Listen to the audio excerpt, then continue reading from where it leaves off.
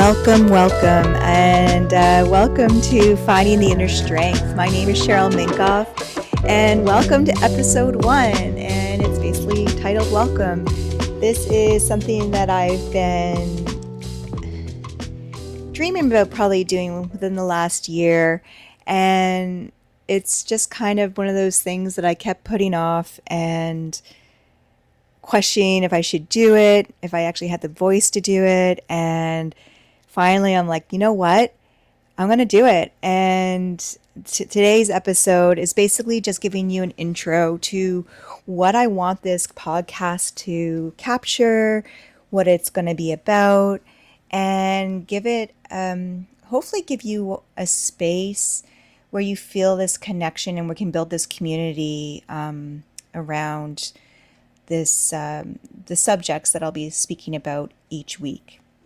So for today, like I said, just a quick intro, a nice welcome, giving you guys a space to come and listen and maybe create this community base that we can share our journeys together. And what I mean about journey is what I want to share with these episodes is my journey on self-healing, discovery, on my mental health and my physical health, well-being. And to do that, what I've been discovering through the last few years is it's kind of, to get onto this healing journey, you kind of need to look back at your whole life, or a good chunk of it, and just take bit by bit and learn from history on how you can move forward from today on.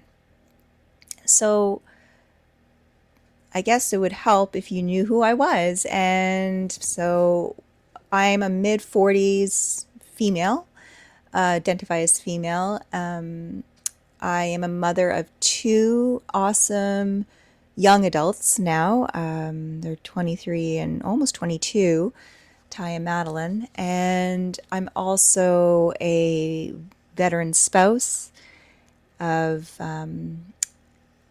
we've been married for 24 years and been together for over 30 years. It's kind of cool to think back on how long it's been and kind of the adventure we've been on.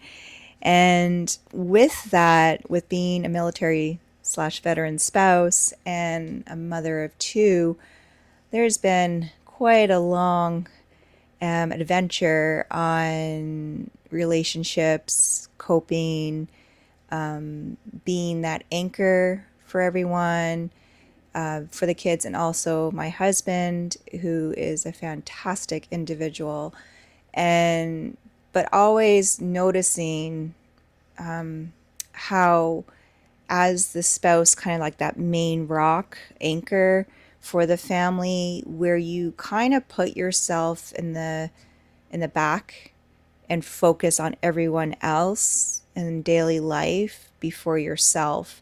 And I see it still with so many friends and individuals that have families. It might not even be military. It could even be any type of career, but you're that main anchor.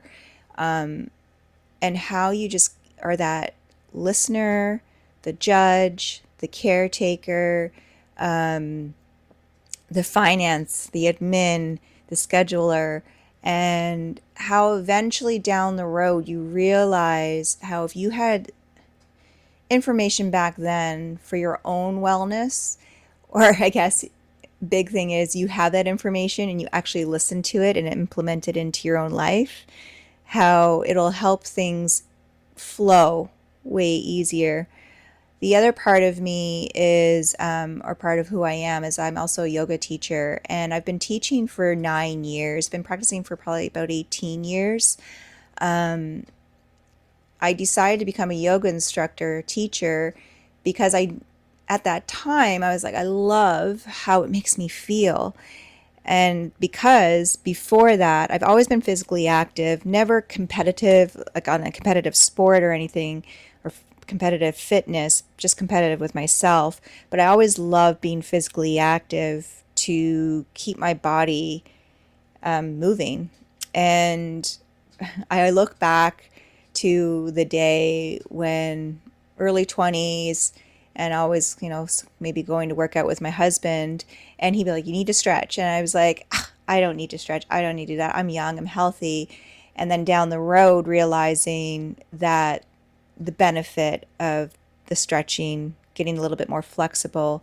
But within that journey, not realizing what was too much stretching, which was too much work on my flexibility, where I love to take that word flexibility out now and put mobility. So over the last few years, I've learned even more about what is the purpose of my practice, what is the purpose of me teaching people, and I love to educate everyone. Excuse me. Excuse me, there's a good cough. Everyone on how their body individually works and moves. So I think it's really important that that people learn it's okay to ask questions on why we do things within a practice. Sorry, it's a good cough. So anyways, yeah, because people look at a typical yogi and think, I guess we're more hippie and vegetarians, vegans, and that we're very well centered and all put together. And that could be further from the truth. I think, well, especially for myself, I find a lot of us become on this journey because we're looking for that answer of mental and physical wellness and healing. And there's so much in this world, the yoga community, that there's a lot of misinformation. And, if I knew now what I knew then, or what I didn't know then, I would have helped myself on my physical journey maybe a little bit better if I listened, right? Again, there's that young, oh, I don't need to do that. I don't need to do certain things for my body because my body is strong. And it's my body being mid 40s there's a lot going on with it. And if you looked at me, you would think that I'm physically able to do almost anything. And it's so hard on my mental health to know that I'm now dealing with chronic pain, which I know I can tackle because I'm getting more information and knowledge, because knowledge is power. I have a spine that is not very happy. I have degenerative disc disease, arthritis at different facet joints within my lumbar sacral spine, even up into my cervical spine. I have degenerative disc disease and arthritis. I also have retrolithiasis, which is, I hope I'm saying it right, but that one just came out recently. And when you do a little bit more research, they usually say, when you know what that word is, that means you're diagnosed with it. And it's like, all right. So just a quick thing on retrolithiasis, it's just that vertebra, and I have it in two of my C spine vertebrae. Your vertebra moves front or back, and what happens is it can clip into the disc, is from what I'm understanding. When I learn more about it, I'll let you know. But man, it causes a lot of discomfort. It can create migraines, which is another thing that I have always suffered with, but I almost have it under control. The only things I can't get away with my migraines is if the weather shifts, and I know what foods not to eat, what I should stay away from. But if it's muscular, if it's caused by anything happening within my spine and in the muscles around my shoulders and my neck, I need to ride it out. And so what's happened is I've created this bubble of fear, which I'm now starting to get out of because of chronic pain within my neck, and also my SIQL joints, muscles and stuff. Again, some of my terminology is off. but I have chronic lower back pain on my right side, where it got to the point where I'm teaching, I can't even do a forward fold with my students. So that's where it came into me getting the x-ray and ultrasounds, thinking maybe it's something within my front abdominal wall, creating the strain on my lower back. But then, of course, now I have DDG, degenerative disc disease, or degenerative disc disease, so DDD, not DDG. And just all these levels that are so hard on the mind, but I'm moving forward and tackling it. I'm not willing to allow these things to dictate how I can enjoy life. And on the mental side of it, with chronic pain, it plays a lot. But also, I'm on this journey on my mental health, on why I struggle with internal self-talk. And it's not great self-talk. It's a lot of negative, and I wasn't sure if it was hormonal, or if there was something else going on. And I say part of it is hormonal, being mid-40s. That's a whole other story, being if you're perimenopausal or not. Even for men, like, you get to a certain point in your life and you're going to have hormonal changes. And I started going to therapy, I'd say back in May of this year, 2024, because am I going crazy? Or is this hormonal? Is this caused by the chronic pain, the self-talk? And anyways, it's just been an amazing journey with my therapist, and she is awesome. The downfall on that one right now is the fact that my husband and I live nomadically. So if you're outside of Canada, it seems easy. I'd say for most easy moving countries, it seems like the States has an easy way of living in a nomadic lifestyle. Or if you're younger, under 35, and doing the digital nomad lifestyle, or just like under 35, it's easier to leave and work. So, and that's just from my own experience so far. So where my husband and I live nomadically, we sold everything a year and a half ago, live in our fifth wheel. Honestly, first world problems if there's a breakdown or whatever, but I absolutely love being able to say, I'm taking my home somewhere. I'm not leaving my home. And with being Canadian, for anyone that's outside of Canada, you know that we have universal health care. And, it's great to a point, but when you start doing research on what you want to do in life, and if you want to travel, even if it's outside of your province or territory, you only have so much time to be outside of that province or territory, even if you're still in Canada. And then when you leave Canada as a whole, like, again, so only so much you can do for your health care. So, but depending on which province or territory you live in, you're only allowed to be gone between 6 to 7 months, depending on which province or territory you reside in, for your health care to be valid. And then if you have health care insurance, so medical insurance or dental insurance, on top of that, it's usually tied into the provincial / territorial health care system. So right now, my husband and I have left. We're from Alberta. We're now in British Columbia for just a little bit, kind of pushing back the day to crossing into the States to the warmer weather.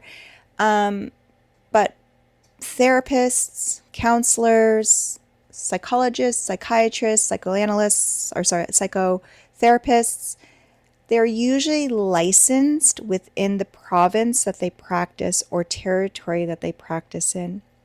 So what happens there is when you leave your territory or province, your therapist either has to apply for a license in whatever province or territory you have left to go to, or you just can't work with them because they're not legally allowed to. And I just find that it really shakes my head on it, because we're one country. It's different if I go to the States. I get it. I need to get my medical care or insurance, which we have for when we're traveling. But isn't it weird that even though you're still in your same country, you don't qualify or it's harder to get services outside that province for mental health. And that's like that's a whole other episode I'll probably tackle this on, because just as the experience as a spouse, as a mother, as a friend, and even for myself, the levels, the walls that are put in front of you, the blocks to want to leave or go travel somewhere else for longer than a certain period, it really puts up roadblocks. So anyways, that's like a whole other episode or few, I think. So basically, coming all full circle, I'm hoping each episode of my podcast taps into something on my journey, the history, but also into my practice and my teachings of yoga, hoping to bring in sometimes some guests to talk on their journey, being also, doesn't have to be, it will be maybe other yoga instructors, but also clients or friends and where they're going on their journey, because I think it's really important to hear both sides. And then also hoping some friends and others from the military community would love to join and just have conversations, and some serious, some fun. And yeah, there's just so much that I want to share. And I know I have the voice to do it. And that takes a lot, because man, that bad friend's in my head right now telling me that, oh, maybe you shouldn't be doing this. But this is my bad friend. I'm telling them, you need to go away. So the bad friend is the, if I haven't said it earlier in this podcast, my therapist said it to me one day when she heard how my mind runs 24/7 with negative self-talk. And she's like, pretend that's your bad friend, and you want your bad friend to go away. You're done with that bad friend. And man, I have conversations with that person, bad friend, every day. And I'm telling you, the more I talk to it, it keeps getting booted out. And I love it. It's getting easier, getting way easier. So anyways, thank you for joining me today. I'm so looking forward to putting episodes out for you each week. That's what I'm hoping, one a week starting off, and then we can build from there. If you have any feedback or want some more information on who I am, I have a website, yogainSmallSpaces.com. I'm also on Facebook and Instagram, Yoga in Small Spaces with Cheryl. And I also have a YouTube channel, Yoga in Small Spaces with Cheryl. And I think that's basically it for now. Thank you again. Thank you for joining me on episode 1, Finding the Inner Strength, because I think that's what we all have to do from the inside out. Have a great day, great week, great month, and we'll see you, or you'll hear me next time. Bye, everyone.